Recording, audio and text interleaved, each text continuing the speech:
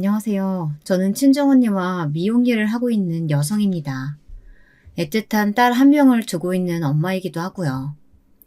친구가 소개해줘서 이 사연 채널을 알게 되었답니다. 적적하게 지내는 가운데 큰 힘이 되어주더군요. 그러면서 옛 기억들이 새록새록 생각나는데 저 역시 굴곡 많은 인생사를 살아왔던지라 많이 공감도 되고 힘을 얻기도 했답니다. 우선은 친정언니가 제보하라 용기 주어 이 사연글을 적어보게 되었답니다. 끝까지 들어주시면 감사하겠습니다. 저는 어렸을 적 가난한 친정에서 자랐습니다. 우리 때의 가난이란 사실 다들 고만고만한 형편이긴 했지만 저희 집은 조금 더 특수한 경우였던 것 같습니다. 제 위로 2명의 언니와 아래로 1명의 여동생이 있었는데 내 자매들을 건사하기에는 어머니 아버지도 힘이 많이 붙이셨죠. 게다가 여자가 4명인 집이라니 아마도 예상하셨겠지만 저희 어머니는 아들을 낳기 위해 계속 임신을 하고 애를 낳다가 결국 저를 가지고는 포기하신 경우였습니다. 그 바람에 저희 친할머니, 그러니까 시어머니로부터 저희 어머니는 참으로 많은 구박을 견디며 사셨더랬죠. 그 시대에 여자가 시집살이 하는 건 당연하게 취급되는 일이긴 했어도 저희 친할머니는 공포의 대상 그 자체였습니다. 친할머니는 저희 어머니에게도 부직갱이를 쳐들거나 국자로 등을 내리치는 행위들을 아무렇지 않게 하셨어요. 저희들에게도 마찬가지였습니다. 특히 가장 막내였던 제가 여자라는 걸 알게 된 후엔 그 노여움이 더욱 커지셔선 거의 집안의 폭군과 다름없었답니다. 그 분노의 화살이 다 제게로 옮겨진 건 말할 필요도 없는 사실이고요. 계집애가 뭘 그리 행동이 굼뜬 거야? 내가 저기 밥상 가져오라고 했냐 안 했냐?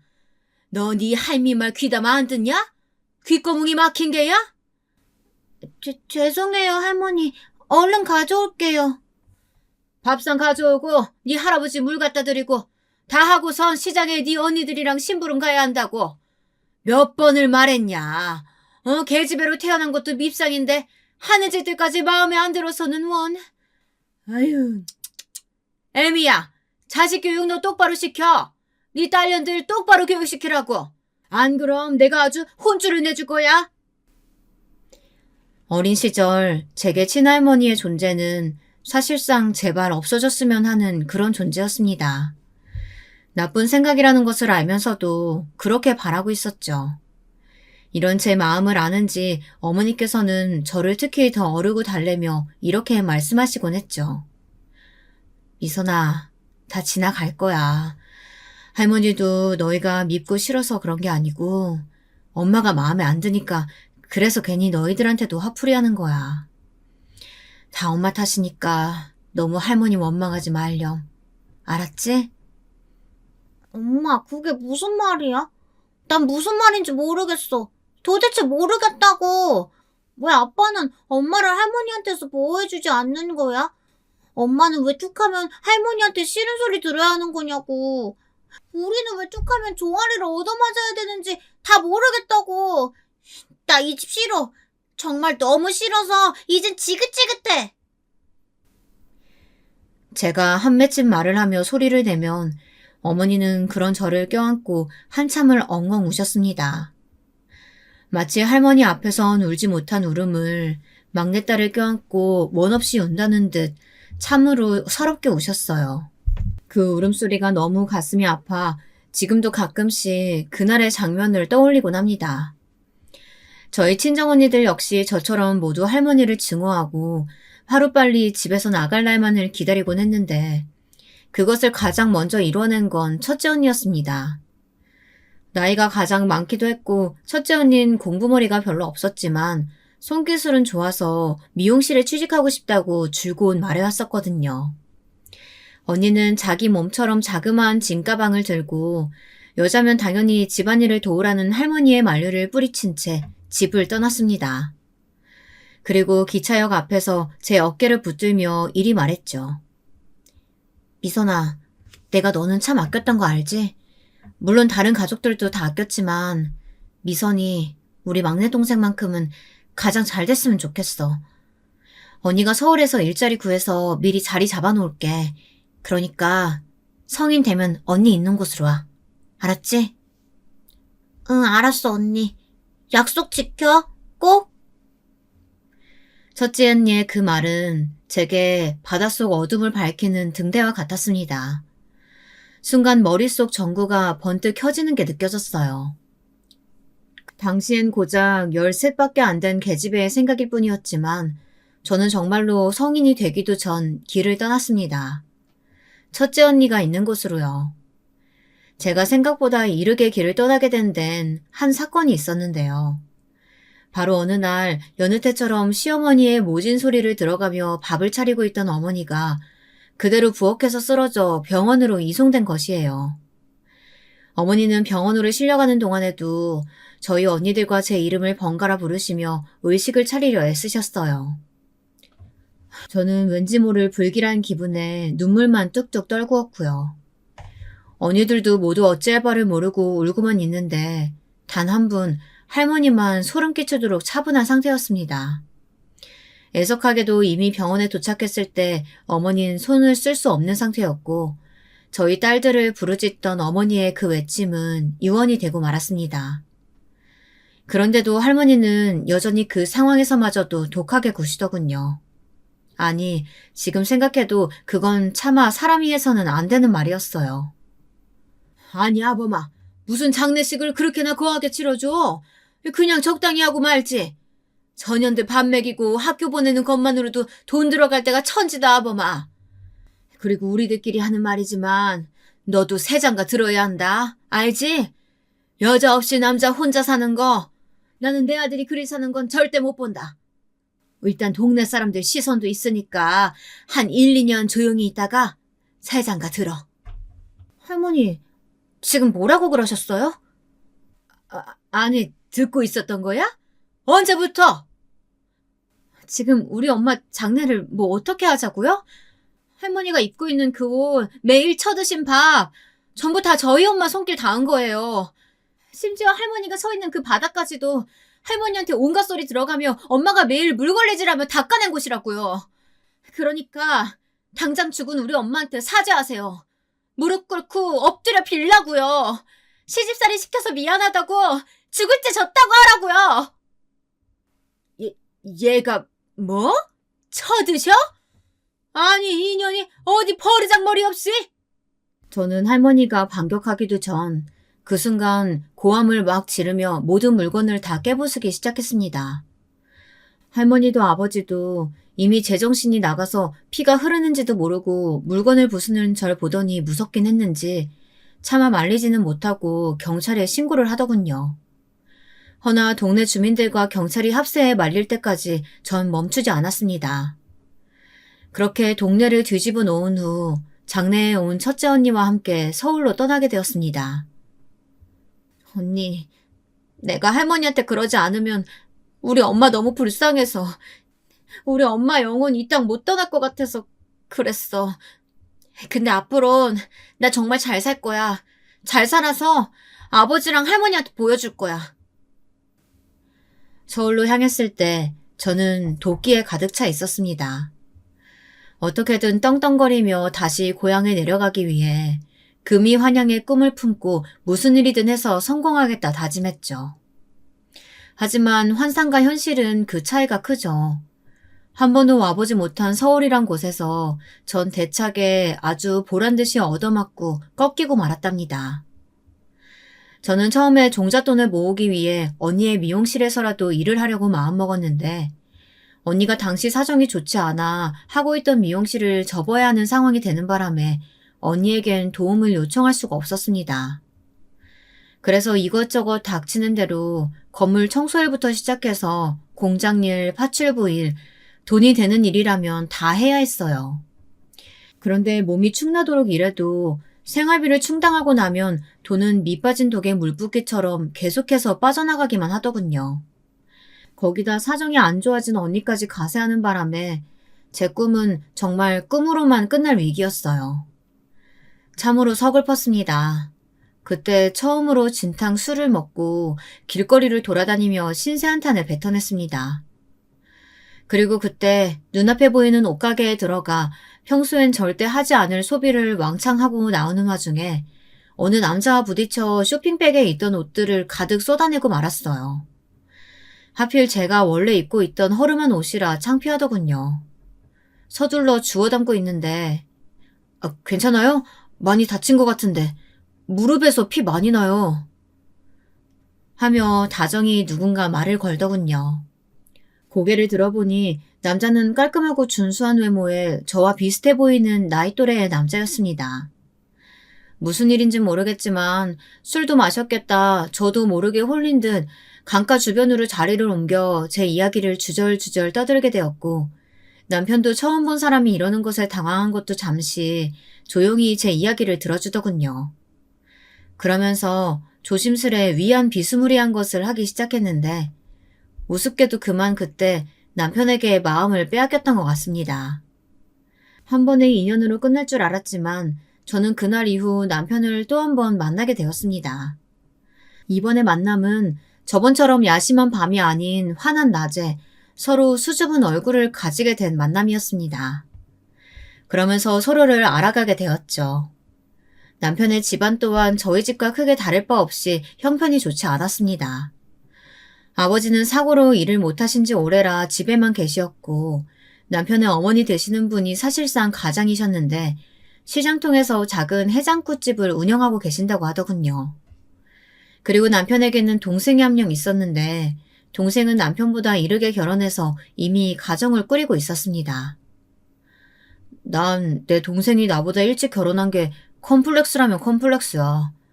사실 집에선 내가 장남이기도 하고 다들 내가 일찍 결혼할 줄 알았는데 나보다 동생이 더 잘나서 그런가?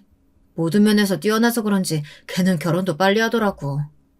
그것도 완전 부잣집 여자랑. 찌질해 보일 수도 있겠지만 나는 내 동생이 참 부럽고 질투나고 그렇다. 남편의 동생은 꽤나 잘나가는 대기업 사원에 대학교 역시 전액 장학금으로 다닐 만큼 공부를 잘했다고 하더군요. 어딜 가나 주목받는 외모에 공부 머리까지 갖췄으니 남편과는 당연히 비교가 될 수밖에 없었다고 합니다. 거기다 남편은 성적이 부진해서 대학가를 엄두는 내지 못하고 그저 어머니 식당 일이나 돕고 있었는데 그 바람에 늘 잔뜩 위축되고 주눅이 들어 있었어요. 저는 그 점이 참 마음 아팠습니다. 저 역시 아들이 아니란 이유 하나만으로 오랫동안 고통받고 힘들어 보았잖아요. 남편 역시 저와는 다르지만 비슷한 그림자를 가지고 있다 생각하자 그런 남편을 더욱 보듬어주고 싶어졌어요. 아니야, 당신은 누구보다 빛나는 사람이야. 나를 구해준 사람도 당신이고. 난 당신과 함께 행복한 미래 꾸려나갈 자신 있어. 혼자면 못 갈 길이어도 둘이면 갈 수 있다고 하잖아. 그 말에 은은히 미소 짓던 남편. 그렇게 저는 프로포즈 아닌 프로포즈를 하며 남편과의 결혼을 결심하게 되었습니다. 제가 남편과 결혼하기 위해 시어머니를 찾아간 자리에서도 남편의 동생인 서방님과 동서가 함께 와 있었는데요. 일단 서방님은 남편의 말대로 훤칠한 외모에 어쩐지 머릿속에서 생각한 느낌 그대로였습니다. 그리고 동서는 그 내면의 악독함을 전혀 파악할 수 없을 만큼 선하고 수더분한 인상을 가진 사람이었습니다. 형님 되신 분이 온다고 해서 저까지 졸라서 따라왔어요. 부담스럽지 않으실지 모르겠네요. 아니에요. 저도 만나 뵙게 돼서 반가워요. 얘기 많이 들었어요. 어머님 안녕하세요. 강미선이라고 합니다. 그래 어서 와요. 우리 덕수랑 결혼할 아가씨라고 들었는데 실물로 보니 뭐 아주 영 나쁘진 않네. 일단 오느라 고생했을 테니까 앉아요. 이날 굉장히 신경이 쓰였던 것이 시어머니였는데요. 딱히 대놓고 반대를 하시진 않지만 어쩐지 첫 만남에서 저를 마음에 들어하지 않는 인상을 받았습니다. 특히나 제 고향이나 친정의 경제적 수준 같은 이야기를 들으시곤 가끔씩 고개를 돌려 한숨을 뱉으시는데 왠지 모르게 위축이 되더군요. 일단 첫 만남은 그렇게 비교적 그럭저럭 마무리되었지만 문제는 결혼 후였습니다. 아니 어쩌면 저희 할머니와 아버지를 어쩔 수 없이 모셔놓고 치룬 결혼식에서부터 시작되었을지 모르겠어요. 결혼 후 시어머니가 틈만 나면 둘째 동서가 이걸 사줬네 저걸 사줬네 하며 자랑을 하시더군요. 처음엔 크게 귀담아 듣지 않으려고 했지만 어쩐지 그 말엔 저에게도 뭔가를 요구하시는 것 같아 조금 불편해지기 시작했습니다. 남편에게 혹시나 해서 물어봤는데 남편은 아예 이해조차 하지 못했고요. 제가 너무 예민하게 느끼는 건가 싶었는데 그 정도는 분명 지나칠 때가 있었어요. 가령 동서는 신혼여행 때 이 정도의 어마어마한 선물을 준비했는데 너는 지갑을 사온 거냐 하는 말이라던가 자기 취향이 아니라 올해는 못 쓰겠다는 말이라든지 그런 것들이요. 왜 효도의 기준이 꼭 돈이 되어야 하는지 내심 답답하고 섭섭했죠. 아무리 그래도 내가 손윗 사람인데 대우까진 바라진 않았어도 조금만 다정히 대해주시지. 동서와 날 대하는 온도 차이가 너무 많이 나는 것 같아. 소갈이 하는 거 말곤 할 수 없는 게 없던 나날들이었습니다. 그러다 어느 날엔 어머니 생신이라서 평소 가장 좋아하시는 컬러인 하얀색 가방을 준비해 갔는데요. 생각했던 반응과는 너무 다른 반응이 나와서 당황스러웠습니다. 아이고, 가방이 뭔 하얀색이냐? 어머님이 저번에 갖고 싶다고 하셔서 사왔는데 별로세요? 그랬나? 근데 아무래도 하얀색은 때가 너무 많이 타서 들고 다니진 못하겠구나. 반품하기도 그렇고 참 돈 아깝네. 너는 센스 좀 키워야겠다. 그 센스는 우리 예쁜 둘째 아가한테 배워라. 손 아랫사람이지만 배울 건 좀 배워야지. 그나저나 둘째 아가는 뭐 먹고 싶은 거 없니? 저번에 내가 해준 갈비찜 맛있다고 했지? 아무래도 너 온다고 해서 그것 좀 해놨어. 가져가라. 사돈 어른도 좀 챙겨드리고. 감사합니다, 어머님. 제 생각까지 다 해주시고. 근데 어머님, 이 하얀색 가방 어머님이랑 아주 잘 어울릴 것 같은데요? 다시 한번 매보세요. 여보 봐봐. 이쁘지 않아? 어머님, 제가 저번에 선물해드린 옷이랑 매면 더 멋스러울 것 같아요. 어머, 그래? 우리 둘째 아기가 이쁘다고 하니까 이쁜 거지 뭐. 알았다. 고맙구나. 동서의 말에 바로 얼굴이 바뀌어 그러냐며 하시는 시어머니. 남편 역시 이를 보고 무슨 생각이 들었는지 약간 표정이 굳어졌습니다. 근데 또 티를 내긴 뭐했는지 넘어가더군요. 비참해진 건 저 한 사람뿐이었어요. 시아버지도 서방님도 모두 제가 겪을 감정에 대해선 아무도 생각지 않더라고요. 다만 이 시기에 제게 그나마 힘이 되어주셨던 분이 있었으니 바로 가정부 아주머니셨습니다. 동서가 시어머니를 위해 고용한 분이셨는데 제가 속상해하는 기색이면 저에게 다가와 과일 같은 것을 내어주시며 조용히 위로해 주시더군요. 아까 많이 속상했죠? 먹고 힘내요. 많은 단어는 아니었지만 그 말로도 충분히 위안이 되었습니다. 그리고 또 한 사람이 있었으니 예상외로 동서였습니다. 동서는 눈치가 빠른 사람이었어요. 동서의 친정이 부자라는 것에 사실 조금 거리감을 느껴 편하지 않은 상태였는데 분위기가 안 좋아지면 바로 화제를 돌려 저를 추켜 세워주려고 하더군요. 그 노력이 보이니 저도 조금씩 동서가 다르게 보였습니다. 게다가 어느 날은 제가 생각지 못한 이벤트까지 준비했더라고요. 남편에게도 못 받아본 이벤트를 말입니다. 너 우리 둘째 아가가 사준 이 가방 봤니? 내가 이미 자랑했나? 너도 이 가방 어디 건지 알지? 백화점에서만 살 수 있는 물건이야. 하기야 아무리 총구석에서 자란 너라도 알 건 알겠지. 그날도 여지없이 동서 자랑을 해대며 하나부터 열까지 동서의 훌륭한 점을 일일이 열거하시는 시어머니를 상대하느라 저는 지쳐 있었는데요.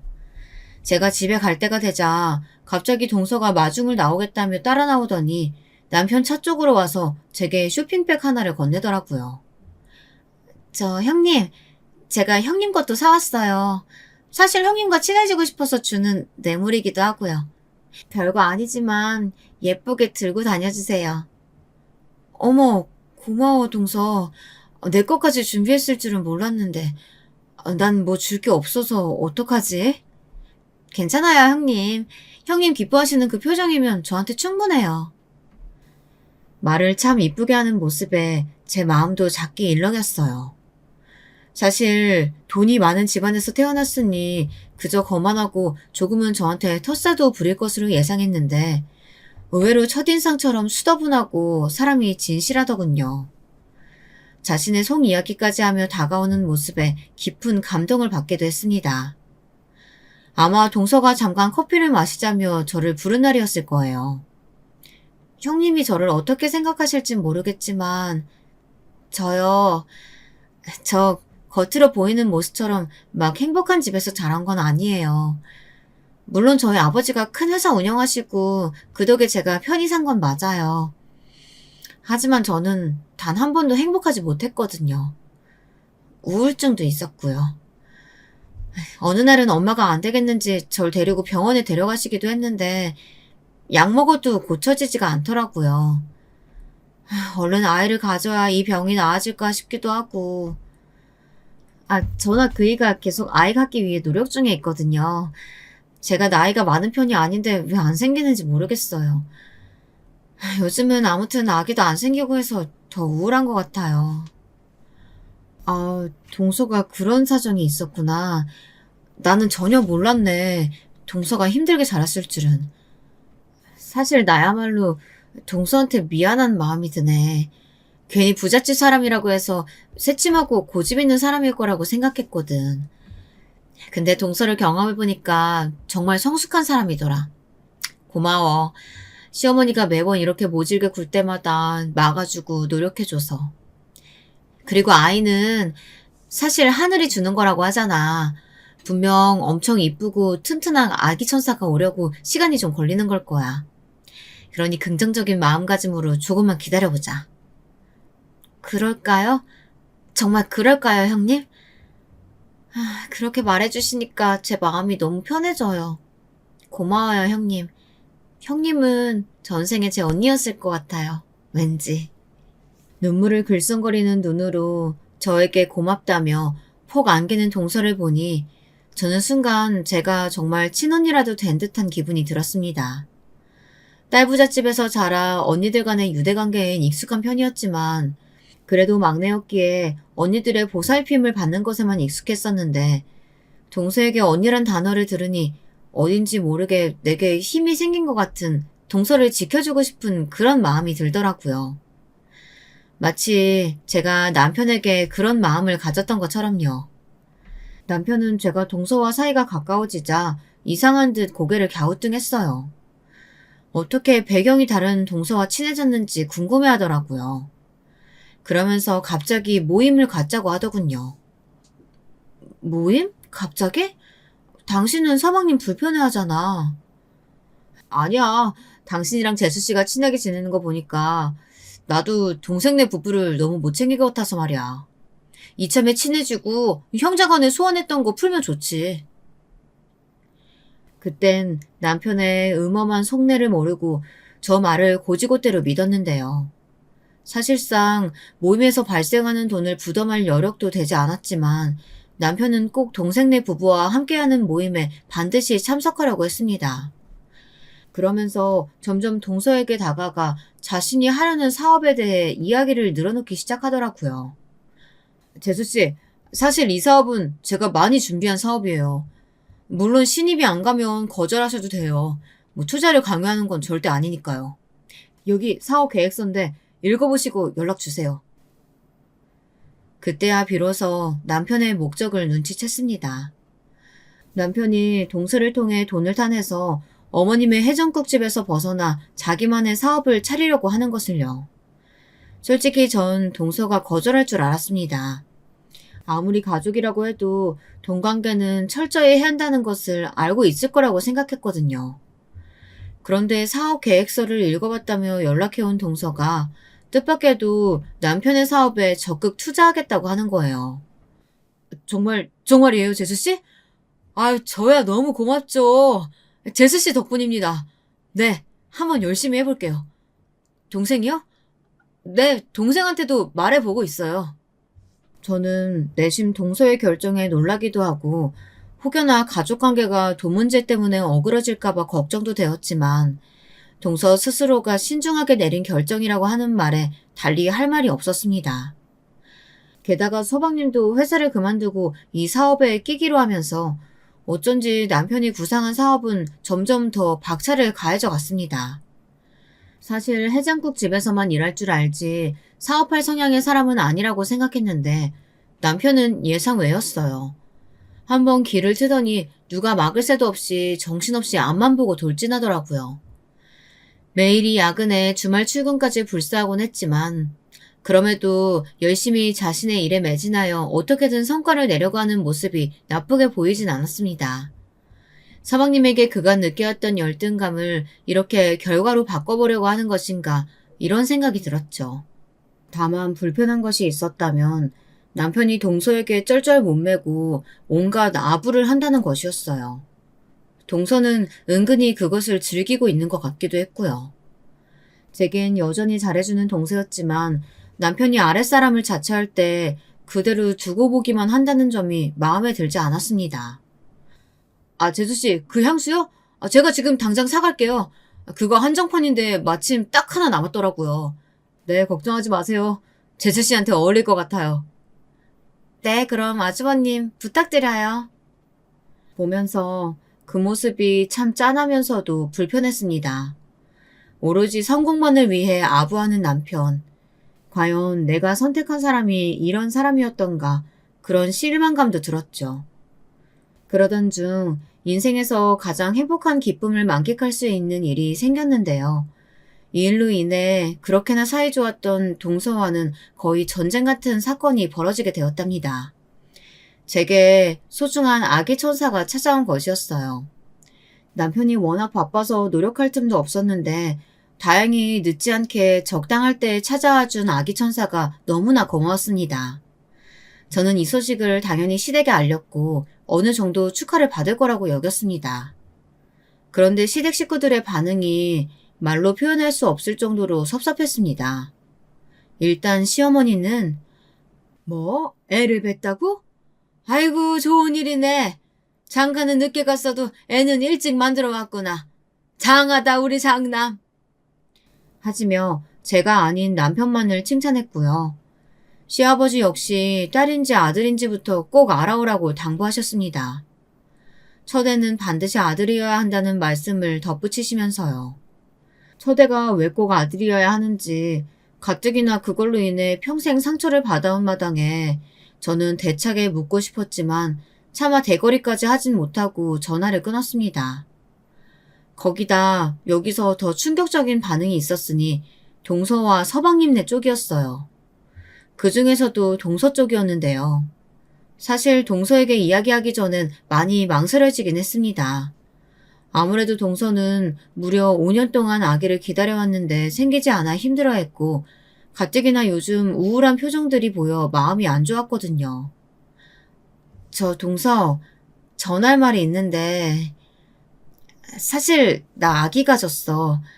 동서한텐 조금 미안하네. 동서가 요즘 마음고생 많은 거 아는데. 네? 형님이 아기를 가졌다고요? 제가 아니고 형님이요? 말도 안 돼.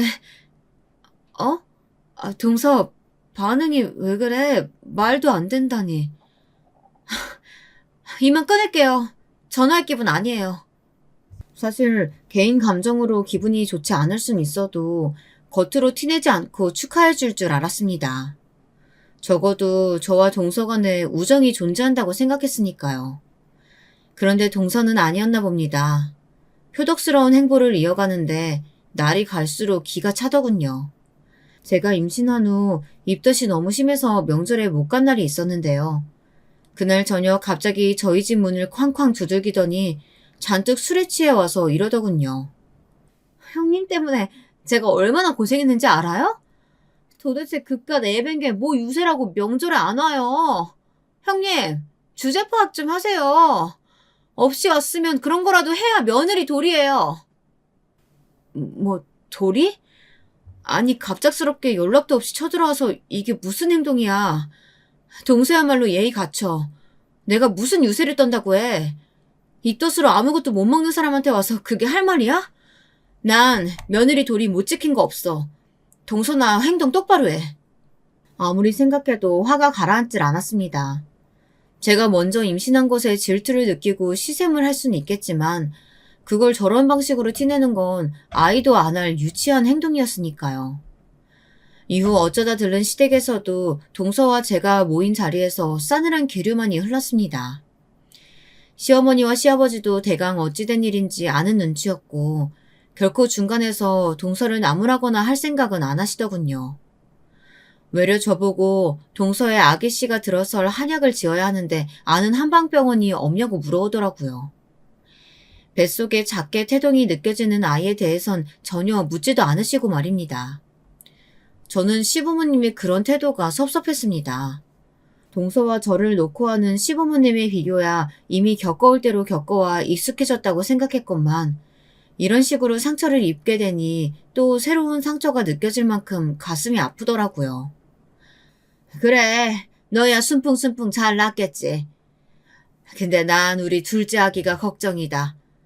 너도 알겠지만 걔가 마음이 오중이 어리니? 아마 너가 임신하고 속 쓰려 죽을 건데 네가 손윗사람이라 말도 제대로 못하고 말이야. 너 행여나 둘째 앞에서 임신했다고 잘난 척하거나 애 얘기로 사람 속 들쑤시지 말아라. 알겠니? 어머님, 제가 왜 그러겠어요. 그리고 동서 말 못하진 않던데요.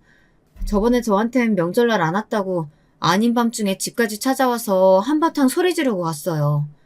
저나 남편이나 그 뒤처리 감당하느라 너무 힘들었고요. 어? 그날은 너도 없는 마당이라 왜 시켰는데? 아니 그래, 둘째 애가 아무튼 그 정도로 마음이 힘들다는 거야. 원래 사람이 마음이 힘들면 무슨 말이든 하는 법이야. 몸보다 더 고치기 힘든 게 마음의 병이라는데 우리 둘째 아가가 워낙 병약하다 보니까 그런 거야. 네가 이해하고 더 마음 넓게 써라. 그게 손윗사람이야. 그래, 네 시애미 말이 맞다. 그나저나 너는 딸이라고 했다고? 아이고, 암탉이 울면 집안이 망한다던데. 아휴, 마음에 드는 구석이 어째 하나도 없구나. 그러던 어느 날은 시어머니와 시아버지가 번갈아가며 제게 공격을 퍼부으시는데 멀뚱히 앉아 그걸 지켜보고 있는 남편에게까지 너무나도 화가 나버리고 말았습니다. 도대체 임신한 것이 뭐 그리 잘못이고 죄라고 이런 이야기를 듣고 있어야 할까요? 동서 눈치 보기 바쁘고 비위 맞추기 바쁜 시댁 식구들의 모습에 환멸이 느껴지는 순간이었습니다. 당신 왜 아까 시부모님한테 아무 말도 못했어? 당신 동서한테 투자받은 돈 때문에 그래?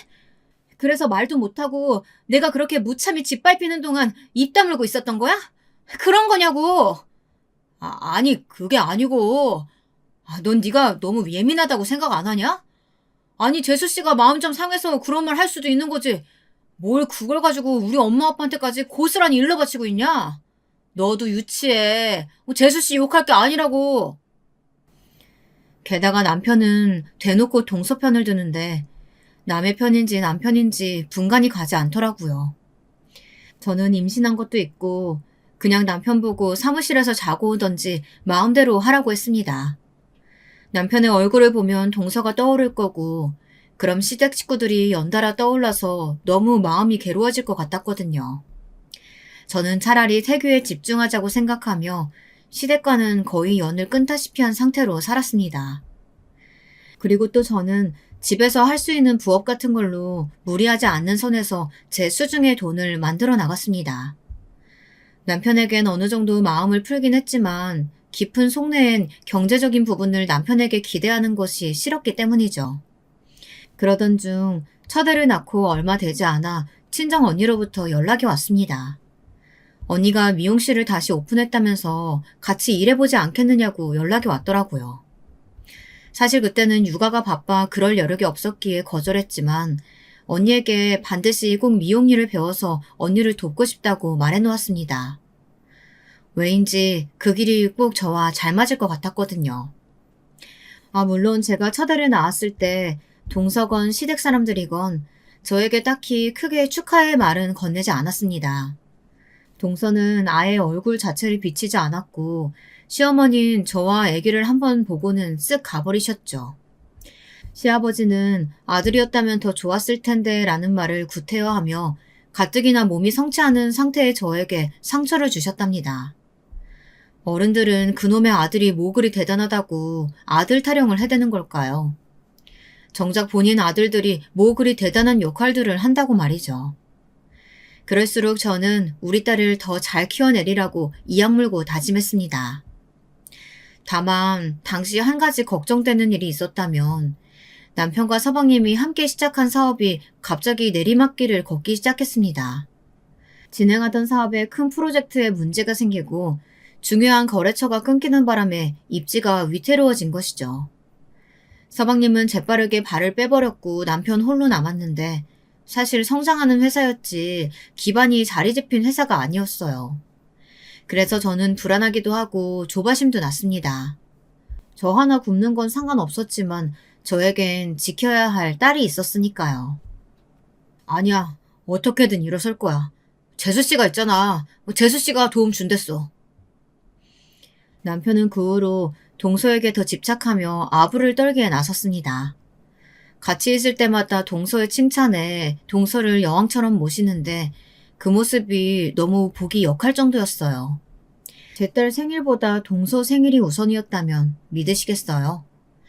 그리고 전 혹시 모를 상황에 대비해 딸이 어느 정도 크고 난 후엔 언니의 미용실에 들어가 일을 시작했습니다. 미용 일을 처음 배워보는 것이었기 때문에 아주 많은 연습이 필요했습니다. 얘, 너 감각이 없다. 나는 미선이 너가 이쪽으론 빠릿빠릿할 줄 알았는데 말이야. 너 이러다간 손님 못 잡겠어. 얼른 더 연습해. 언니가 한 번씩 이렇게 엄하게 혼낼 때면 새삼 더 긴장돼서 열심히 미용 가위를 들고 연습을 하게 되더군요. 가끔은 딸아이를 데리고 미용실에 갈 때도 있었는데 딸아이는 그런 제 모습을 보고 뭐가 뭔지도 모르며 방실방실 웃기도 했습니다. 손님들도 그런 딸아이를 좋아했고요. 그러던 중 미용실에서 뜻하지 않은 사람을 만나게 되었습니다. 저희 시댁에서 일하는 가정부 아주머니요. 이런저런 이야기를 나누게 되었는데 푸근하신 성품이신 건 알았지만 막상 이야기를 나눠보니 더 사람이 좋으시더라고요. 나도 사모님이 열내실 때마다 얼마나 간이 떨어질 것 같은지 몰라요. 별것도 아닌 걸로 버럭버럭 말이야. 그리고 이런 말 좀 그렇지만 큰 사모님한테 너무하신 것 같더라고. 작은 사모님한테는 납작 엎드리듯 유순하게 굴면서. 사람이 어쩜 그래요? 내가 다 분통 터져 죽는 줄 알았어요. 이해해 주셔서 감사해요. 이런 말 들으니까 괜히 뭉클해지네요. 시댁에서 유일한 편이나 다름없던 가정부 아주머니와 터놓고 속 이야기를 하니 괜히 울컥하면서도 마음이 뭉근해지는 것 같았습니다. 그러다 아주머니께서 혹여나 아이 맡길 곳이 딱히 없으면 저녁 때는 시간이 되니 그때 부탁해도 된다고 하더라고요. 나는 자식들이 다 지방에 있고 저녁에 별로 할 게 없어서 적적해요. 그냥 믿고 애 맡겨주시면 잘 돌봐드릴게요. 돈은 적게 주셔도 상관없어요. 사실 남편 돈을 써가면서 시터를 고용하기 애매한 저녁엔 딸아이를 미용실에 데려오곤 했는데요. 그럴 수만 있다면 더 안심이 되고 우리 딸을 위해서도 더 좋을 것 같았어요. 거기다 적은 돈으로 봐주신다고 하니 너무나 감사할 따름이었습니다. 그렇게 저는 딸아이를 아주머니에게 맡기곤 미용실 연습에 박차를 가했죠. 다행히 실력은 빠르게 향상되어 갔습니다.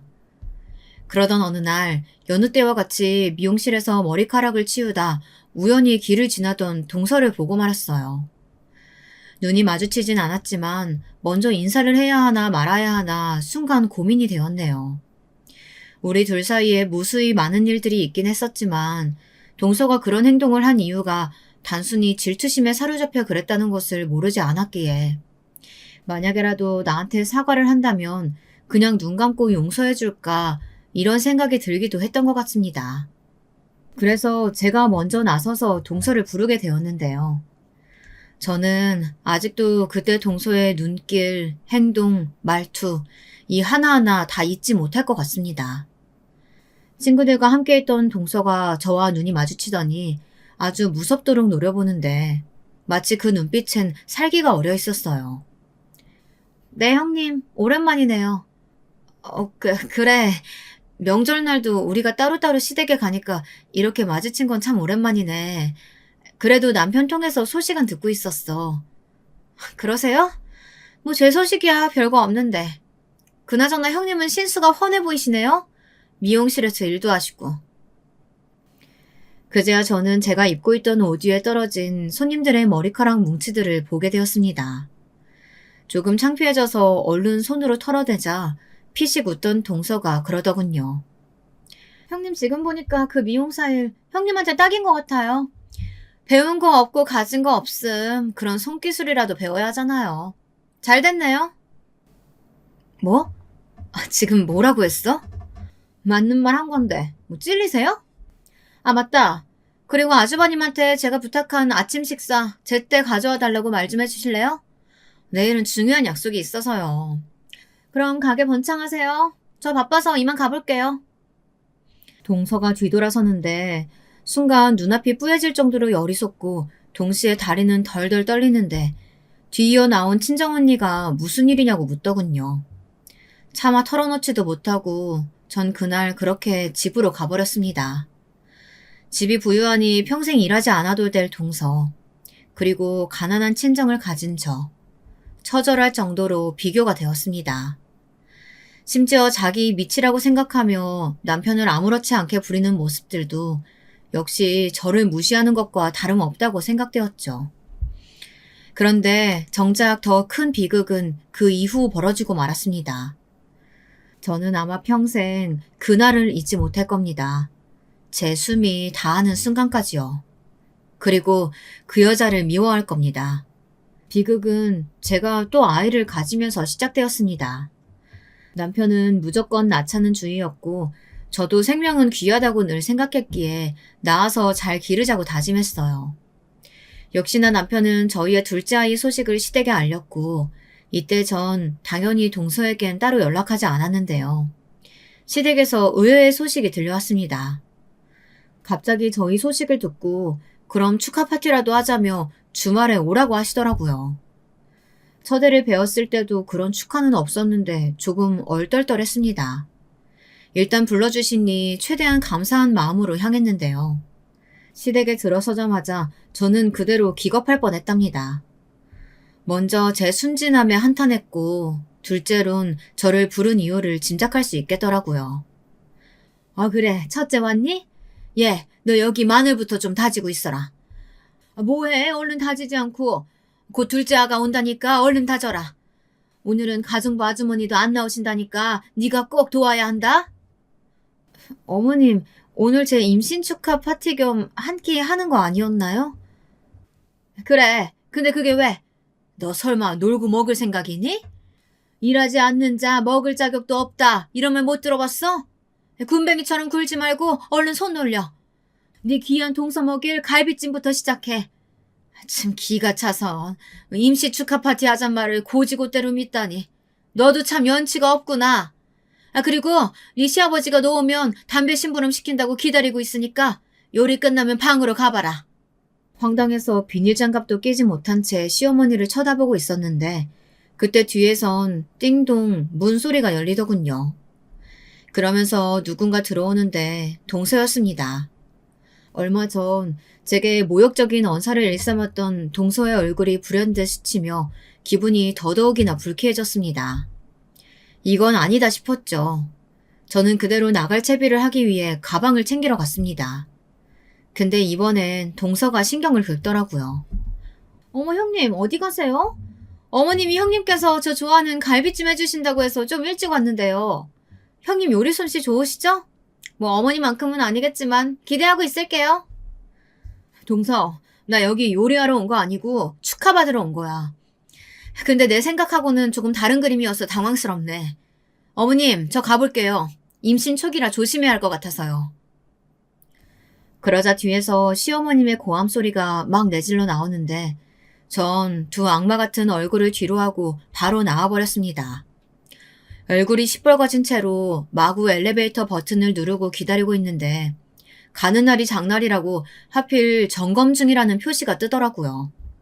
어쩔 수 없이 계단을 내려가야 했습니다.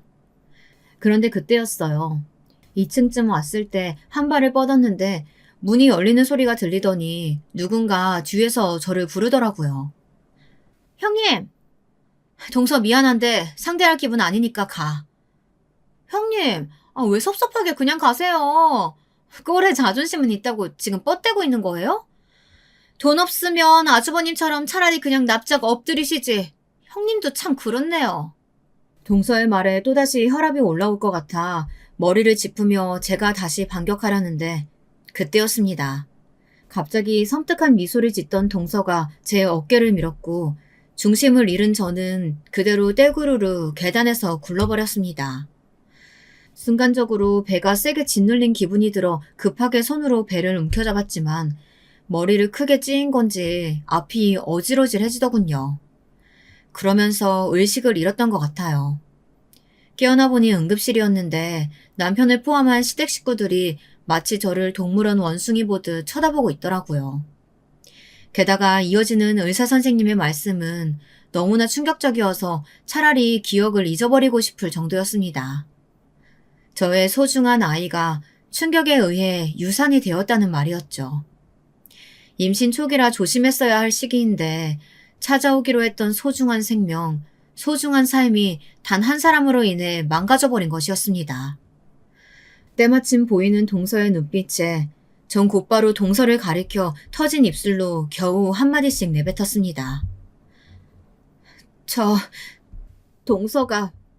동서가 밀쳤어요. 그런데 기겁할 거라고 생각했던 시댁 식구들은 모두 외려 저를 이상한 사람 보듯 쳐다보더군요.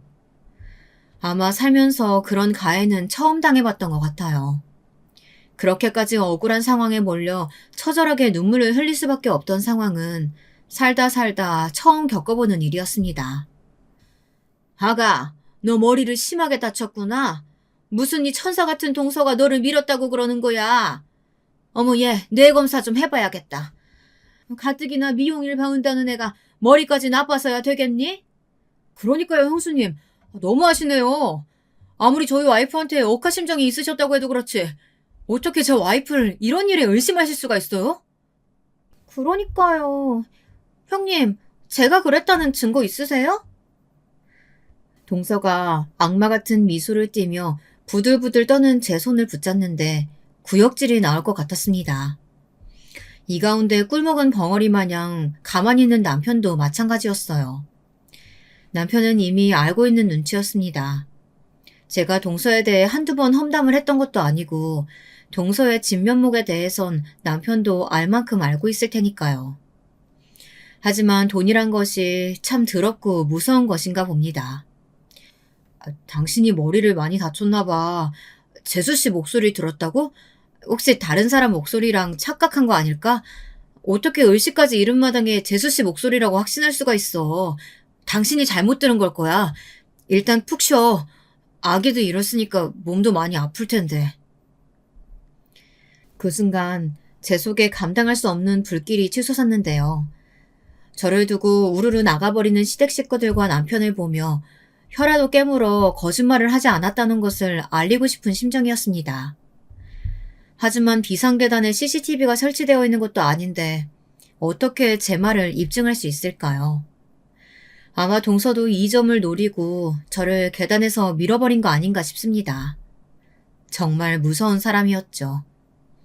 그 후 제가 친정언니를 소환해 울며불며 이 일을 털어놓자 언니는 저보다 더 버럭 화를 내며 길길이 날뛰었어요. 당장 시댁에 쳐들어가겠다는 걸 일단은 말렸죠. 하지만 저는 언니처럼 화를 낼 기력도 없었습니다.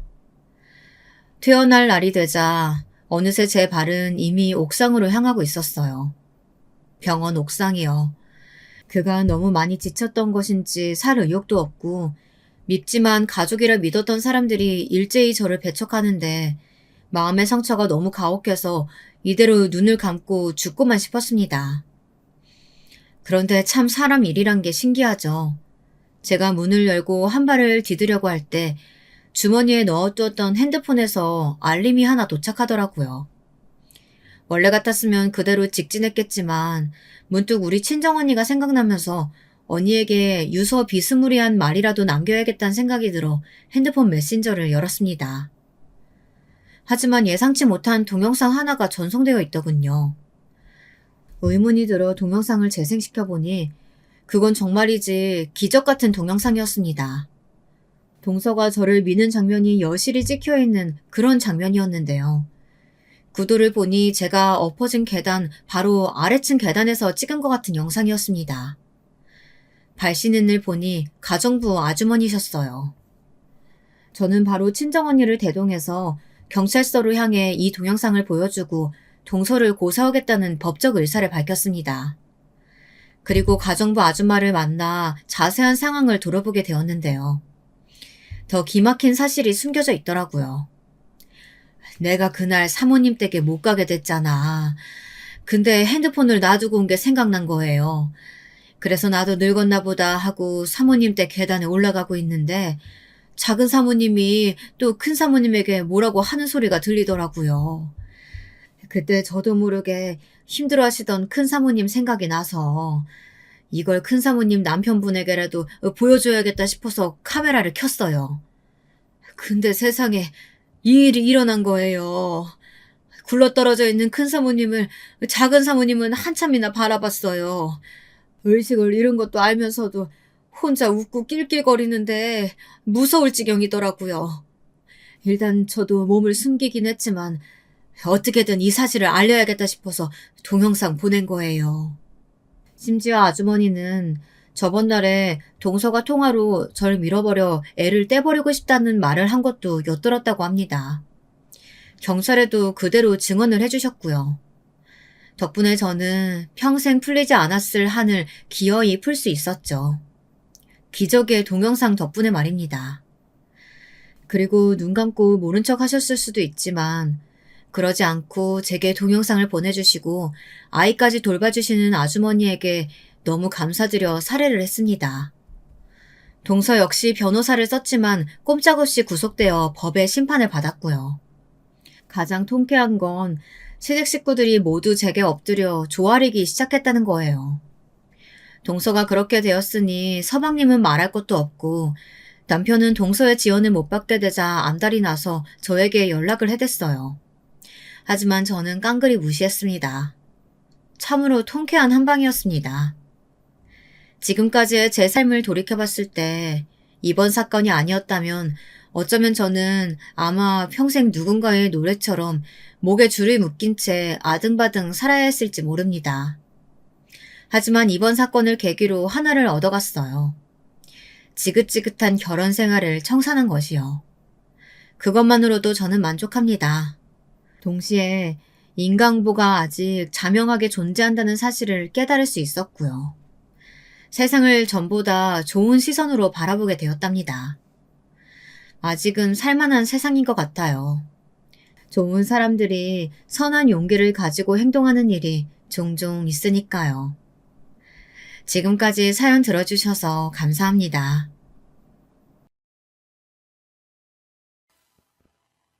안녕하세요. 저는 곧 60대에 접어드는 평범한 한 여자입니다. 많은 분들의 기구한 사연을 들으며 울다가 웃다가 하다 보니 저도 저의 일생을 통틀어 너무나 힘들고 또 너무나 통쾌했던 이야기를 해보고 싶어졌어요. 꽤 긴 이야기가 될 것 같네요. 재미있게 들어주시면 감사하겠습니다. 저는 막 시골에서 상경해서 도시에 터를 잡으신 부모님 덕에 제법 큰 도시에서 자랐습니다. 부모님은 농사짓던 땅을 마을 사람들에게 소작을 주고 큰 재래시장에서 포목점을 하셨어요. 당시에는 한복을 입는 사람들이 많았기 때문에 꽤 장사가 잘 되었습니다. 부모님은 성실하게 재산을 조금씩 늘려가셨어요. 저는 공부에는 별 흥미가 없었기 때문에 겨우겨우 고등학교를 마치고 여기저기 쏘다니면서 즐겁게 20대를 보냈습니다. 그러다가 엄마를 따라갔던 성당에서 한 오빠를 만나게 되었어요. 엄마가 성당을 다니기 시작하면서 저도 천주교 신자가 되었거든요.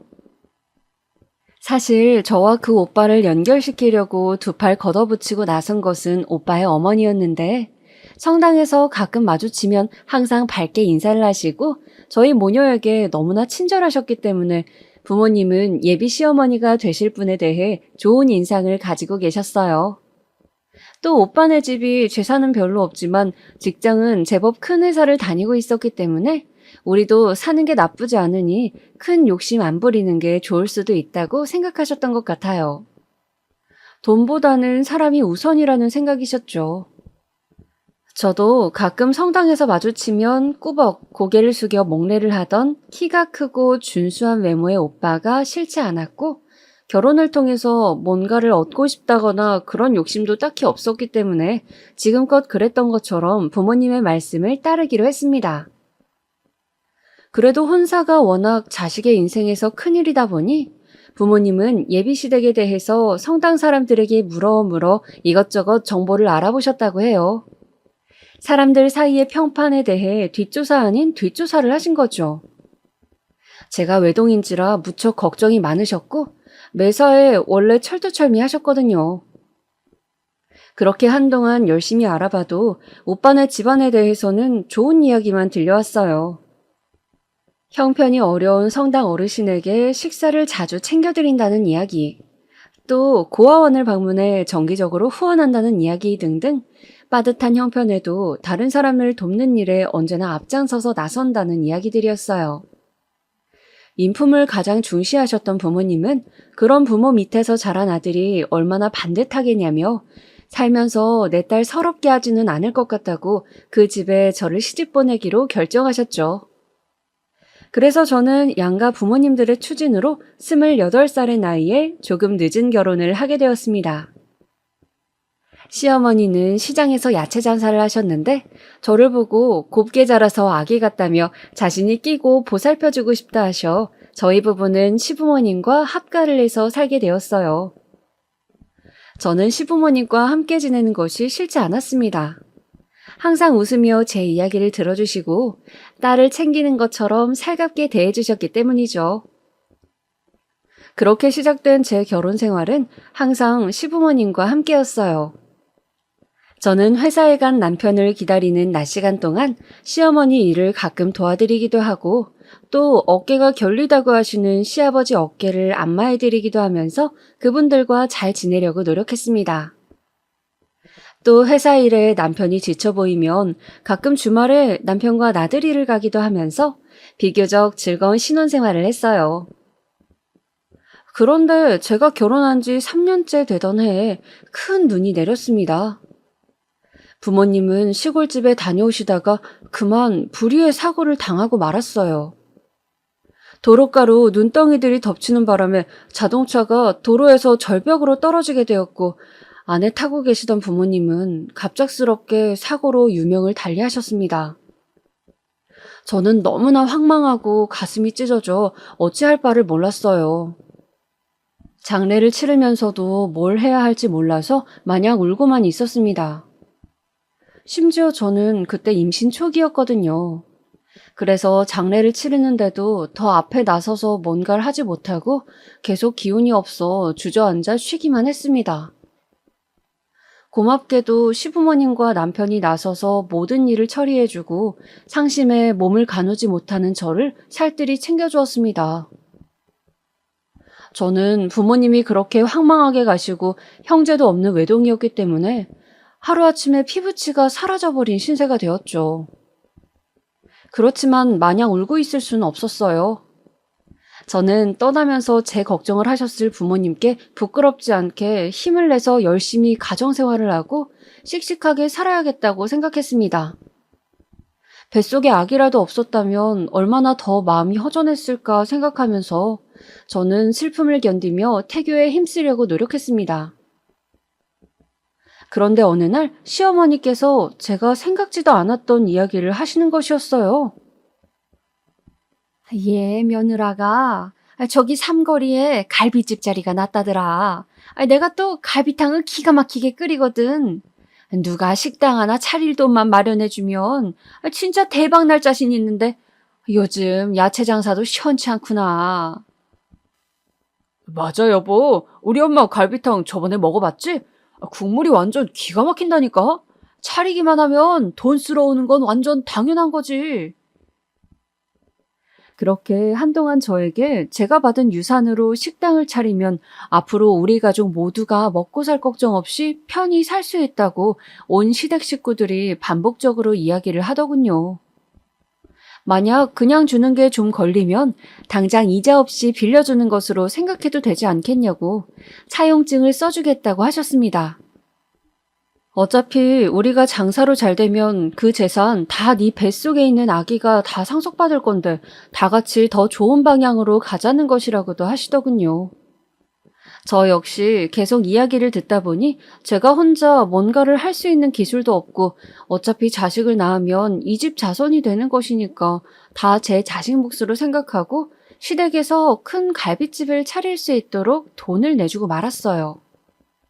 그래도 마음 한구석이 찝찝해서 차용증은 써서 공증을 받아 장롱 안에 잘 보관해 두었고요.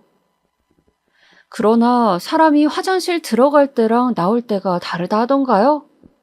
부모님이 돌아가시고 유산을 전부 시댁에 드린 후로 어쩐 일인지 시부모님께서 예전보다 저를 꾸짖거나 구박을 하는 일이 잦아지더군요. 특히 어머니가 웃으시면서 조금 면박을 주시곤 하더군요. 농담 같기도 하고 진담 같기도 한 그런 말들이었어요. 설거지하고 싱크대에 물방울이 몇 방울 튀었다며 이런 것도 제대로 못하냐라고 크면서 너무 곱게 크기만 한 거 아니냐 뭐 이런 이야기들이요. 분명히 예전에는 곱게 자란 귀한 딸 자식 저희 아들에게 주셔서 감사하다며 저에게 너는 항상 이렇게 웃으며 앉아있으라고 아무것도 하지 않아도 된다고 하시던 어머니셨는데 말이죠. 급기야는 제가 준 재산으로 갈빗집을 오픈한 지 얼마 안 돼요. 시어머니는 설거지 아르바이트생이 일을 제대로 못한다면서 이 기회에 너도 내 후계자로서 일이 손에 익어야 한다고 잘하면서 손에 물 한 방울 안 묻혔던 저에게 식당에서 아침부터 밤까지 설거지하고 기본 식재료 다듬는 일을 시켰습니다. 하도 시어머니께서 단호하게 꼭 필요한 단계라고 이야기를 하셔서 저도 그래 언젠가는 내가 이 식당을 물려받아야겠지 하며 어쩔 수 없이 하겠다고는 했지만 난생 처음 해보는 몸 쓰는 일이 너무 힘들더군요.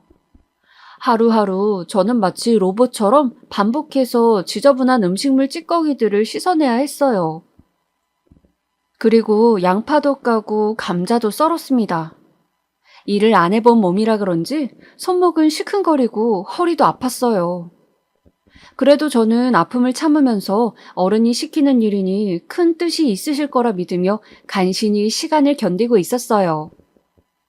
저의 이런 고생에 대해서 시어머니는 원래 식당 일은 배우는 초반에는 힘들지만 차차 몸에 익으면 정말 잘하게 된다며 이런 교육은 돈 주고도 못 배우는 것이라고 잘하고 있다며 저를 많이 격려해 주셨어요. 문제는 제가 임신 중이란 것이었죠. 배가 뭉치거나 힘들 때 잠깐씩 쉬기도 하고 며칠간 휴가를 받아 누워있기도 했지만 점점 배 뭉침이 심해졌어요. 저는 아이가 잘못될까봐 시어머니께 식당 일 배우는 것도 좋지만 지금은 아기를 챙기고 싶다고 말씀드리고 한동안 일을 쉬게 되었습니다. 그런데 점점 배뭉침이 심해지더니 임신 5개월쯤 되던 때 갑자기 피가 비치는 것이었어요. 순간 머리가 핑 돌면서 중심을 잡기 어려웠습니다. 저는 일요일이지만 출장을 간다던 남편에게 급히 전화를 걸었어요. 여보, 나 몸이 이상해. 우리 아기가 아픈 것 같아. 빨리 좀 와줘. 왜 그래? 당신 괜찮아? 남편은 다행히 근처에 있었다며 정말 빨리 달려오더군요. 그래서 뭉친 배를 잡고 응급실로 급하게 갔습니다. 그런데 비교적 빨리 대처했음에도 불구하고 식당 일을 배우며 했던 고생이 아이에겐 너무 힘들었는지 결국 하혈을 잔뜩 하고 유산이 되고 말았습니다. 유산이 되었다는 소식을 듣는데 너무 눈물이 나더군요. 아기를 제가 잘 지켜주지 못한 것이 너무 한스럽고 미안했어요. 부모님이 돌아가시고 식당 일이 피곤했지만 괜찮은 것 같았는데 그렇게 저는 5개월간 뱃속에 품고 있던 저의 아기를 그만 허무하게 떠나보내야 했어요. 저는 너무 충격을 받아 한동안 집에 틀어박혀 두문불출했습니다. 남편은 그런 저를 날마다 안아주고 제가 좋아하는 음식인 김치찌개를 끓여주기도 하면서 다정하게 위로해 주었어요. 시간이 흘러 상처가 좀 아물 때쯤 시어머니는 저에게 힘들 때 일을 하면 오히려 잊혀진다면서 다시 식당 일 배우기를 시작하자고 하셨어요. 저도 그 말이 일리가 있다는 생각이 들어서 다시 식당에 나가게 되었습니다. 정신없는 나날이 돌아오고 설거지하랴 밑작업하랴 거기다 갈비탕 육수 비법까지 배우랴 너무 바빴어요.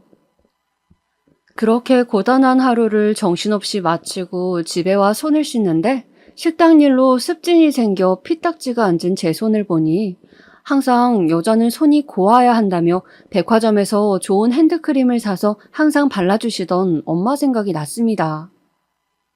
엄마는 내 손이 이렇게 험해진 걸 보면 안타까워 하실까? 그렇게 어른이 되는 거라고 하실까? 궁금하기도 했어요. 그래서 고운 손 대신 저는 요리 비법을 배우고 있으니 나름 가치 있는 일이라는 생각도 들었습니다. 한동안 식당 일에 전념하다 보니 제 몰골은 영 엉망이었습니다. 항상 입는 작업복을 입고 군살도 붙어가고 머리도 미용실을 가지 않은 지 몇 달이 되었죠. 남편은 또 남편대로 출장이다 야근이다 하면서 너무 바빠서 우리 부부는 얼굴 보며 살가운 대화 한 번을 하기가 힘들었어요. 일주일에 한 번이나 2번 겨우 얼굴을 볼까 말까 했거든요. 그렇게 바쁜 나날을 보내며 제가 30대 중반쯤 될 무렵이었습니다. 무심코 아침에 기지개를 켰는데 겨드랑이에 뭔가 딱딱하고 조그마한 멍울이 만져지고 있었어요. 이게 뭐지 싶어서 요리조리 만져봐도 틀림없는 작은 혹 같은 것이었는데 어디 병원을 가야 하는지 몰라 동네 내과를 찾아갔습니다. 나이가 지긋하신 할아버지 의사 선생님은 제 겨드랑이를 잠시 보겠다고 하시고는 저에게 아유, 오른쪽 겨드랑이는 유방암일 수도 있겠는데? 라고 말씀하시면서 빨리 유방외과를 찾아가라고 하셨어요. 전 너무 놀라서 부랴부랴 큰 병원 유방외과를 예약하고 진료를 보았습니다.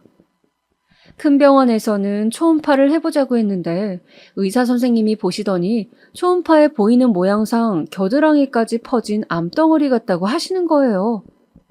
이런 경우는 대부분 가슴에서 전이가 되어서 겨드랑이까지 암이 퍼진 상태라고 했습니다. 2기에서 3기 정도 된다고 말씀하셨어요. 저는 하늘이 무너지는 것 같았습니다. 이렇게 결혼 후 고생만 하다가 내 자식 한번 낳아보지도 못하고 죽는 것인가 하는 생각에 눈앞이 캄캄했어요.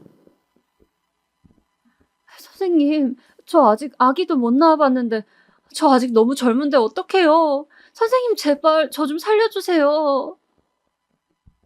너무 놀라 저는 의사 가운을 입은 아주머니 선생님께 매달려 애걸을 하였습니다. 마치 그 순간에는 제가 드라마 주인공이 된 것 같더라고요. 지독히도 현실감이 없었습니다. 지푸라기 잡듯이 매달리는 저의 모습을 측은하게 바라보던 의사 선생님은 제 등을 토닥거리며 저를 진정시켜 주셨어요. 환자분, 자세한 건 조직 검사를 해봐야 압니다. 일단 진정하시고 이성을 찾으셔야 합니다. 그리고는 자세히 저의 병에 대해서 이야기를 해주셨습니다. 수술 후 생존 확률은 30%에서 50% 정도라고 하더군요. 그리고 일단 더 정확한 결과를 위해 조직검사를 하자고 하셔서 저는 조직검사를 한 후에 그렇게 정신없이 병원 문을 나왔습니다. 아주 맑고 화창한 봄날이었어요. 저는 맑은 날씨도 지나가는 사람들의 웃음소리도 들리지 않았고 그저 온 세상이 까맣게만 보였습니다. 시어머니는 제가 식당을 비우고 어딜 갔는지 전화를 하셨어요. 여보세요? 아가 어디니? 말도 없이 식당을 비우고 나가면 어떡해. 지금 손님들이 들이닥쳐 정신없으니 얼른 들어오너라. 어머니는 많이 바쁘신지 빨리 오라는 말만 하고 전화를 끊으셨어요. 저는 식당에 일하러 갈 기분이 아니었는데 말이죠. 어쩔 수 없이 일을 마무리하고 저녁에 식구들과 상의를 해봐야겠다는 생각을 했습니다. 그리고 그날 저는 모두가 늦은 저녁 식사를 하는 자리에서 저 오늘 병원 다녀왔는데 세상에 제가 유방암이래요. 2기에서 3기 정도 되고 생존 확률은 반보다 조금 안 된다고 해요. 떨리는 목소리에 제 말이 끝나자마자 시어머니가 말했어요. 뭐라고? 아가 어쩌니? 아니 젊디 젊은 네가 무슨 유방암이야? 하느님 세상에 어떻게 이런 일이 우리 집에? 어머니는 갑자기 눈물을 왈칵 흘리셨습니다. 오랜만에 본 남편 역시 놀란 듯 말없이 수저를 내려놓고 그저 멍하게 식탁만 바라보고 있더군요. 시아버지는 제 손을 잡고 우리가 곁에 있어줄 테니 힘내서 치료에 전념하자고 이야기해 주셨습니다. 저는 그래도 가족들이 있어서 얼마나 다행인가 생각하면서 많은 위로를 받았어요. 그렇게 저는 유방암에 걸린 저 자신을 받아들이려 애를 쓰면서 조직검사 결과가 나오는 한 달 동안 집에서 다시 쉬게 되었습니다. 그런데 저는 집에서 종일 지내다가 우연히 발견한 단독주택 뒤편 다락방에서 우연히 판도라의 상자를 열게 되었죠. 그날은 청소라도 좀 해두려고 밀대걸레와 먼지털이를 찾고 있었어요. 어머니께 여쭤보니 먼지털이는 집 뒤편에 있는 다락방에 있다고 하시길래 저는 한 번도 가본 적이 없던 다락방으로 향했습니다. 말이 다락방이라고 하지만 실제로 보니 그냥 작은 방이고 나름 정리가 되어 있었어요. 먼지털이는 눈에 띄질 않아 저는 책장 위에 있는 상자에 있나 싶어 의자를 끌어다 와서 올라서고 손을 휘저어 보았습니다. 무슨 정리함 같은 것들이 거기 잔뜩 있었어요. 저는 그 박스를 꺼내서 열어보았습니다. 박스 안에는 남편의 통장과 잡다한 서류들, 그리고 제 보험 서류 등이 있었어요. 아, 이게 여기 있었구나 생각하며 저는 먼지털이가 아니라는 생각에 다시 일어서려다 문득 남편의 통장을 처음 본다는 생각이 들었어요. 호기심에 열어본 통장에는 별 내용은 없었는데 한 가지 이상한 점이 있었어요. 동일한 이름의 사람에게 남편이 다달이 50만 원씩을 붙여주고 있었던 거예요. 시점은 저와 결혼하고 6개월쯤 후부터더라고요. 꼬박꼬박 한 달에 한 번씩 말이에요. 저는 뭔가 좀 찝찝한 기분은 들었지만 사업상 돈을 붙일 때가 있는 것인지 다음에 한번 물어야겠다고 생각하고서는 먼지털이를 다시 뒤지느라 잊고 말았습니다. 어차피 저는 생활비를 어머님께 받고 있고 남편도 월급을 어머니께 드리고 있어서 남편하고 바로 돈 얘기할 일이 별로 없었거든요. 어머니께서 저희에게 식당의 수입과 신랑의 수입을 합쳐 연금도 넣고 투자도 하고 있다고 하셨고 주기적으로 확인도 시켜주셨으며 제 용돈도 넉넉하게 주시고 계셨습니다. 그날 저녁 모두가 늦은 저녁을 먹고 있을 때 갑자기 어머니께서 조심스럽게 이야기를 꺼냈습니다. 얘야, 그런데 이런 거 물어보기 좀 뭐하다만 혹시 보험에서 암 진단금이 나온다더냐? 말씀을 꺼내시는 어머니께서는 잔뜩 제 눈치를 살피시는 것 같았습니다. 밥을 먹는 시아버지와 남편의 수저 소리도 어쩐지 어색하게 들렸어요. 아, 네, 어머니. 부모님이 생전에 제 보험을 꽤 많이 들어두셔서 아마 5천 이상은 진단금이 나오는 것으로 알고 있어요. 뭐 자세한 것이야 실제 암 몇 개인지 조직검사 결과가 나와야 알 수 있겠지만요. 아유, 그러면 아가야, 혹시, 아이고, 내가 참 염치가 없어서 원. 무슨 말씀이신지 어머니는 이야기를 꺼내려다 한숨을 땅이 꺼져라 쉬는 것이었어요. 그러자 가만히 식사를 하시던 시아버지께서 수저를 놓으시더니 말씀을 꺼내시는 것이었습니다. 그 진단금을 우리 식당 확장하는 데 좀 쓸 수 없겠냐? 요즘 식당 매출도 좋지 않고 건너편에 새 식당이 크게 들어와서 그런 것 같은데 우리도 본격적으로 리모델링을 해보고 싶구나. 얘야, 병이 중한 것은 알겠지만 결국 우리가 다 같이 잘 돼야 너도 치료에 전념하고 또 정말 도움이 필요할 때 우리가 도와줄 수 있지 않겠니? 그것은 좀 뜻밖의 말씀이었습니다. 제가 알기로는 요즘도 매출이 꽤 괜찮은 걸로 알고 있었고 건너편에 큰 식당이 새로 들어선 것은 맞지만 제 치료비로 써야 할 돈인데 망설여졌습니다. 그건 좀... 저도 일단 제 치료비로 쓸 돈을 가지고 있어야 마음이 편할 것 같아요, 아버님. 혹시 모르는 게 사람 일인데. 지금 그 말은 우리가 너를 모른 척하기라도 한단 말이냐? 너 식당 물려준다고 일 가르치면서 애쓰는 애들 애미는 안 보이더냐? 아무리 네가 아프다지만 어떻게 그렇게 네 입장만 생각하니? 사람이 마음을 넓게 써야 병도 낫고 모든 일이 잘 풀리는 거야. 에잉? 시아버님은 갑자기 역정을 내시더니 자리를 박차고 나가버리셨습니다.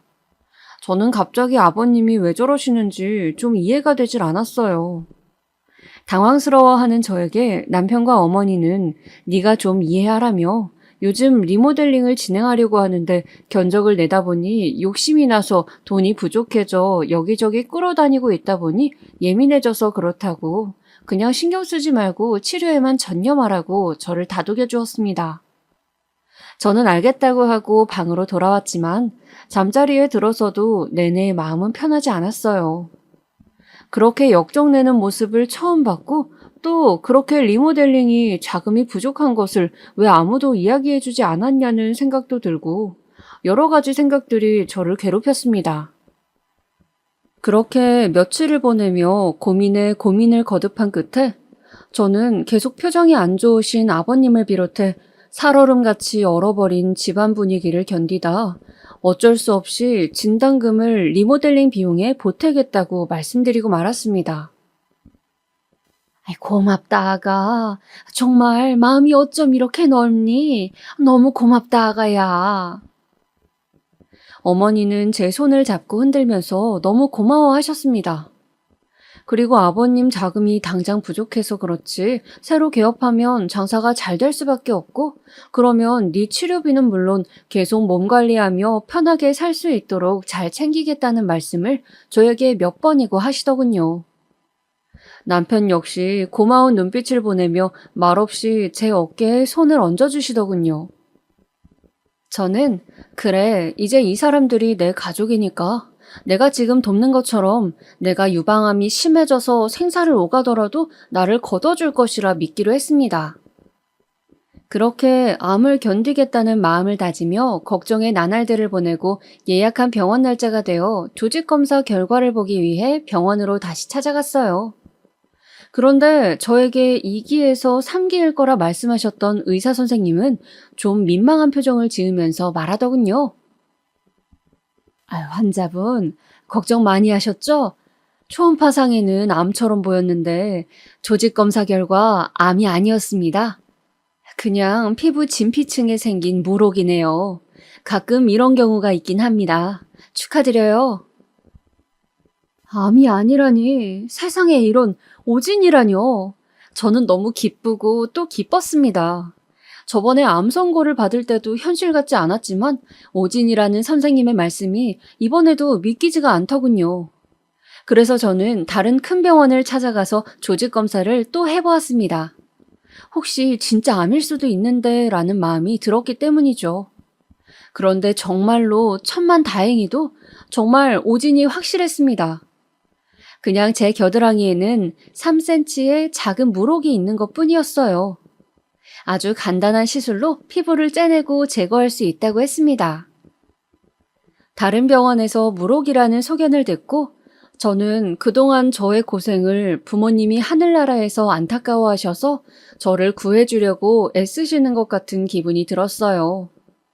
즐거운 마음으로 집을 향하는 제 발걸음은 날아갈 듯 하였습니다. 어서 빨리 이 기쁜 소식을 가족들에게 알려야지 하는 마음에 저는 다시 가게로 돌아가야 할 시간이었지만 지금쯤 집에 계실 어머니 아버지가 뵙고 싶어서 집으로 향했어요.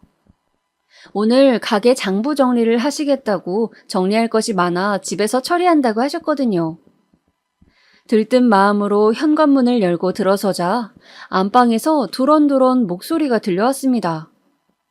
저는 방문을 열려고 문고리를 돌리다가 듣지 말았다면 좋았을 이야기를 듣고 말았어요. 그래, 그 아가씨와는 잘 정리하기로 한 거지? 시모의 목소리였습니다. 네, 이번에 그 사람 진단금이 나오면 그걸 주고 잘 마무리하면 될 것 같아요. 그냥 잠깐 재미로 만났던 건데 이렇게까지 돼서 심려를 끼쳐 죄송해요, 엄마. 그래, 지금 네 안사람 명의 집에 월세로 있다고 했었지? 얼른 정리하고 내보내라. 우리에게 그런 사정이 있으면 진작 이야기하지 그랬어. 남자가 사회생활하면서 여자 만날 수도 있지. 그런데 뒤탈이 없는 애를 만나야지. 결국 이게 뭐냐? 돈이나 몇 천씩 뜯기고 앞으로 정신 차리고 살거라. 시아버지의 목소리였습니다. 저는 방으로 들어가려다 놀라서 순간 몸이 굳는 것 같았어요. 아가씨? 월세로 들어와 있다고?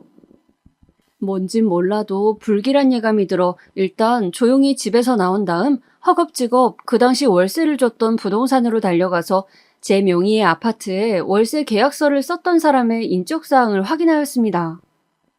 28살의 젊은 여자더군요. 당시 저에게는 시부모님께 유산을 빌려드릴 때 처분하지 않고 남겨둔 아파트가 하나 있었습니다. 그 아파트는 가게 위치와는 멀어서 제가 가게 일을 돕게 되면서 월세를 주었어요. 그때가 아마 제가 유산하기 좀 전이었습니다. 그냥 조용해 보이는 참한 아가씨였던 기억이 나요. 계약서 쓸 때 한 번 본 적이 있었거든요. 그때 그 여자가 부동산을 찾아와 여러 집을 둘러보고는 제 집을 몹시 마음에 들어하며 꼭 계약하자고 했던 기억이 나요. 머리가 아팠지만 잘 정리해보니 그렇다면 그 여자는 제 남편의 내연녀였던 거예요. 그리고 남편이 알려준 대로 제 명의 집에 월세를 들어왔고요. 그런데 왜 굳이 바람을 피려면 다른 데서 펴도 될 걸 제 아파트로 이사를 온 걸까요? 걸릴 위험이 더 커질 텐데. 저는 남편이 바람을 폈다는 사실도 혼란스러웠지만 그보다 그 여자가 왜 내 집에 월세를 들어왔는지가 더 궁금했습니다. 순간 불이 번쩍하고 튀는 것 같았어요. 50만 원. 남편 통장에서 다달이 빠져나갔던 그 돈. 그 돈은 바로 제가 다달이 받고 있는 월세 금액과 같았던 것이었습니다. 남편이 월세를 내주고 제가 월세를 받고 있었던 거예요. 그 여자는 공짜로 제 집에서 살고 있고요. 생각이 여기까지 미치자 저는 다시 그 다락방으로 미친 듯이 뛰어가서 남편 통장을 찾아냈습니다. 정확히 언제부터 감히 우리 부모님이 물려주신 내 집에 그 여자를 들인 건지 알아야 했어요. 온몸이 부들부들 떨리고 너무 화가 났지만 저는 최대한 이성적으로 대처해야 한다고 다짐하면서 침착하게 통장을 찾아갔습니다. 통장은 저번에 봤던 그 낡은 상자 속에 있었습니다. 저는 그 통장을 뒤져 월세가 나간 최초 날짜를 확인했어요. 기억으로 임신 때였지만 보다 정확히 정리를 해보기 위해서요. 날짜를 찾아보니 역시 제가 임신했을 때가 맞았습니다. 이 썩을 놈이 제가 임신한 몸으로 시어머니에게 야채 다지는 일과 설거지를 하며 무리를 했을 때 그 여자와 짜고 제 집에 그 여자를 공짜로 살게 한 것이었어요. 내가 허망하게 아기를 잃고 눈물을 흘릴 때 남편은 그 여자와 뒹굴었겠죠. 우리 부모님이 사주신 집에서요. 당장 찢어 죽여도 시원치 않을 놈. 그리고 언제 알았는지 모르지만 시부모님 역시 이런 사실을 알고도 저에게 진단금을 받아내 그 여자를 떼내는데 쓰려고 했다는 것도 저에게 너무 큰 충격으로 다가왔습니다. 리모델링에 돈이 부족하다는 시아버지의 말은 새빨간 거짓말이었어요. 그 여자가 협박이라도 한 건지 몰래 해결하려고 그 돈이 필요한 거였습니다. 마누라 암 진단금을 가지고 내연녀에게 주려던 거였어요. 저는 갑자기 내가 무슨 드라마의 주인공이 된 건가 싶고 눈앞이 아득했습니다. 그토록 나를 위해주고 가족이라고 살갑게 대하던 이들이 뒤로 이런 짓들을 벌이고 있었어요. 저를 기만하고 철저히 속였습니다. 생각이 여기에 미치자 뒤늦게 부모님의 유산을 전부 시댁으로 넘긴 건 역시 너무 후회스러웠습니다. 내가 왜 그런 바보 같은 짓을 했을까? 아무리 임신 중이었다 해도 너무 쉽게 결정할 일이 아니었는데 너무도 제가 한심하고 바보 같았습니다. 지금껏 속으면서 당하고 산 것이라니. 그날 저는 병원 다녀와 기분이 안 좋다고 둘러대고 혼자 강원도 바닷가를 갔습니다. 부모님과 가끔 여름에 놀러 가곤 했던 호텔이 있었는데 그곳에 찾아가 해지는 밤바다를 보면서 많이 울었습니다. 나를 철저히 속인 이 인간들은 더 이상 내 가족이 아니다. 나는 반드시 내 부모님 재산을 되찾을 것이며 또 이 인간들이 철저하게 망하게 할 것이다. 라는 다짐을 하면서요. 그리고 다음날 저는 집으로 돌아가 말했습니다. 제가 어제 병원에 조직검사 결과를 보고 왔는데 어머니, 저 이제 진짜 어떡해요? 암이 2기나 3기가 아니라 아예 말기래요. 사방에 전이가 되어서 더 이상 수술이 의미가 없다고 하더라고요.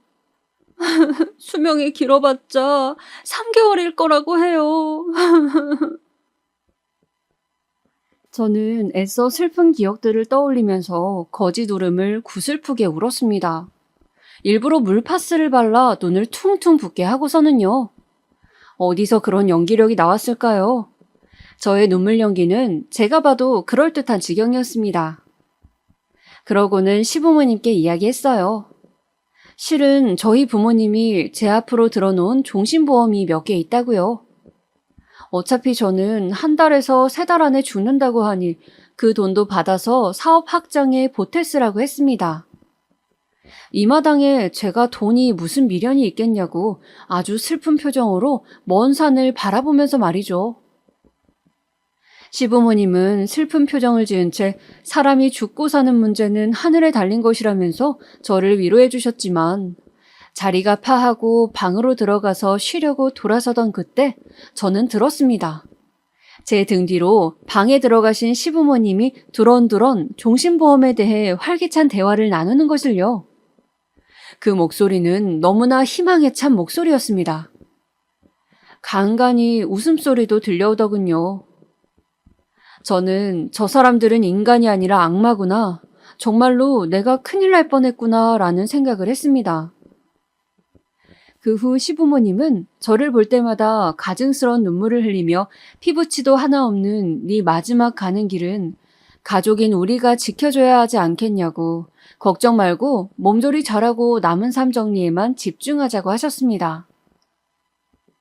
당연히 식당 일도 더 이상 하지 않아도 됐고 이제 아무도 저를 건드리지 않고 모두 잘 대해주었어요. 제가 어서 빨리 죽기만 기다리면서요. 저는 그렇게 제가 곧 죽을 날을 받아놓아 아무런 미련이 없는 사람처럼 곧 막대한 돈이 생긴다는 생각에 꿈에 부풀어서 그 인간들이 방심하는 틈을 타서 차근차근 제 복수 계획을 실행해 나갔습니다. 일단 아무것도 모르는 척 제 아파트로 다짜고짜 찾아갔어요.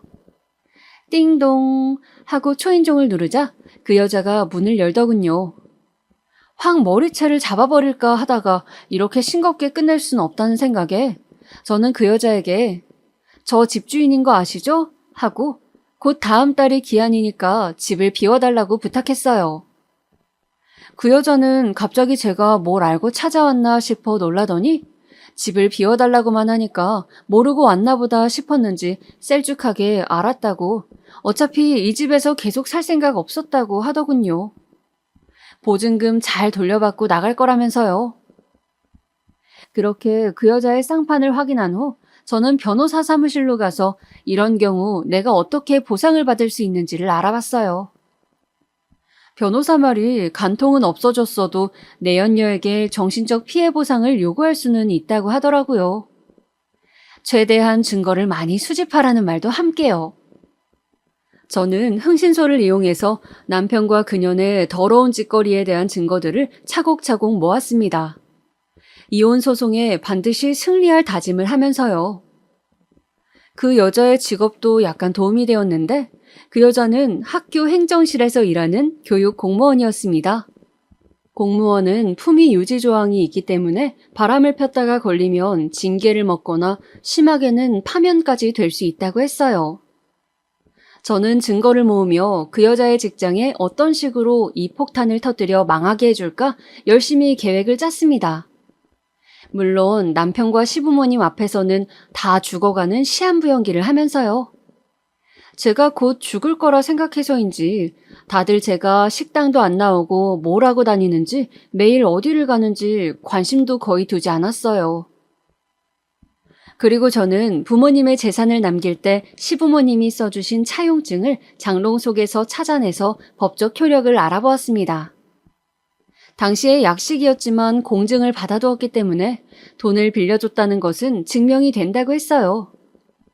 돈과 관련된 부분은 항상 공증을 받으라고 알려주신 아빠가 새삼 생각나는 날이었습니다. 어느덧 그 여자가 집을 비워줄 날짜가 되었어요.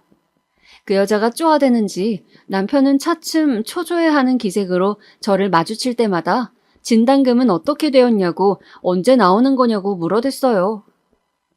저는 곧 나올 거라고 진단금 나오면 바로 갖다 준다는 말만 반복하면서 기운이 없어 방에 들어가 쉬어야겠다고 자리를 계속 피해버렸습니다.